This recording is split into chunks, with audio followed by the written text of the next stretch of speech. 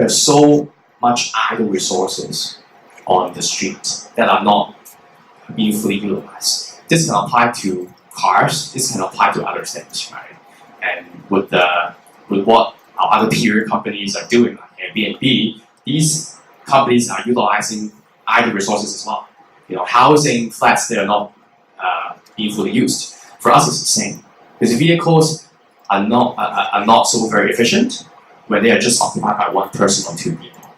But if we're able to link them in a very scientific way, in a very organized way, and structured way, there are a lot that you can do. In Hong Kong, more than 90% of vehicles are not being fully utilized. I'm sure a lot of them are not driving the car every day. So what else can they do? They can either rent the car out to people who want to drive and make a living, or they can drive their car during their spare time to get some small money. This is how we get the whole idea kicking off in Hong Kong.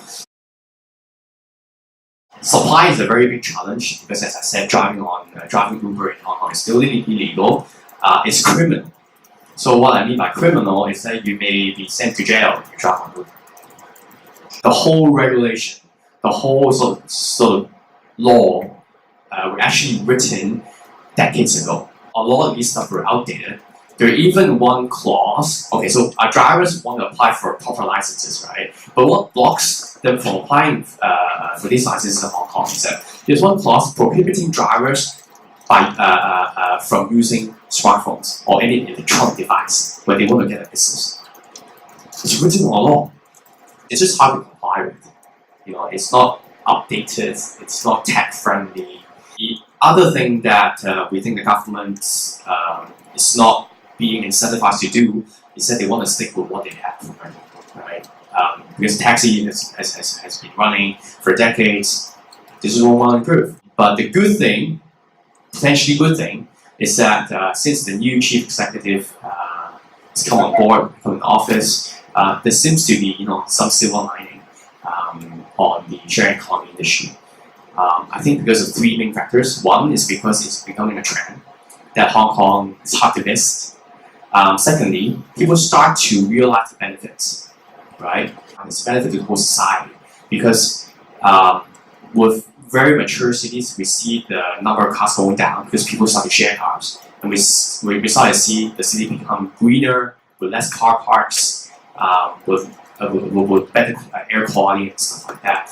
And the third reason is because we're not really affecting the taxi business at all, right? And with us, we're actually encouraging taxi to improve their business so we can compete head to head, right? If taxis do better than us, we lose our chunk of business, but it's fair, right? And we will be incentivized to improve ourselves too. This is exactly the reason why we want the government to regulate us.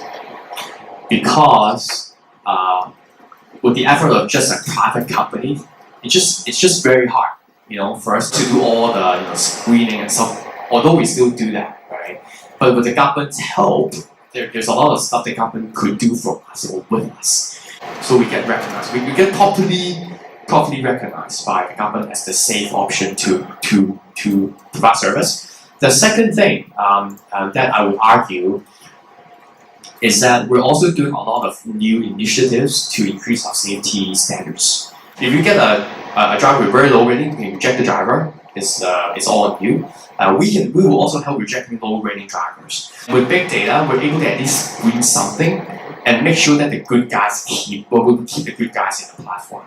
And this is also one argument that we advocate with the government. On Uber, at least drivers will be incentivized to perform well because, well, first of all, they may get some bonus from us if they are good drivers. And second of all, they may lose their chance of driving Uber again if they perform poorly.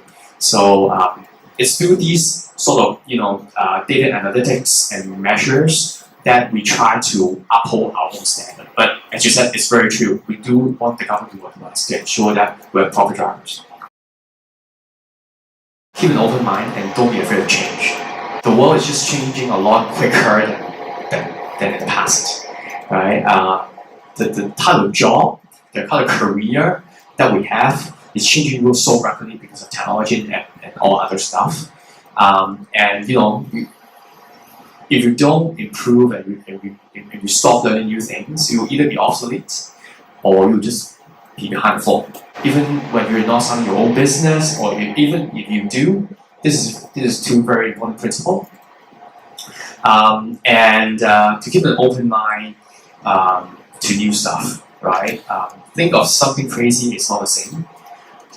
Because if our founders are not considering improving, how people get a taxi, Uber will not work.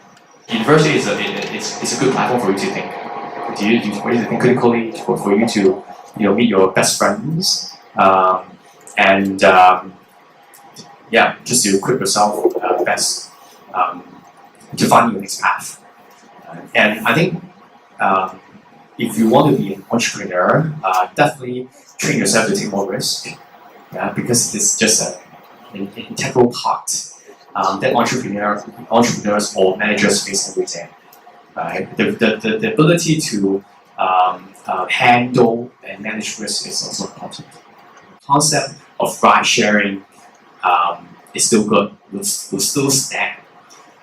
And Hong Kong is such a good place for that to stand. Resources are so scarce, land is so scarce, and every inch of land is so expensive. And affording a car in Hong Kong is not cheap. So I do want people to drive less car, use more sharing cars, and to utilize scarce space in Hong Kong to build more parks, to build more houses, instead of building more parking space.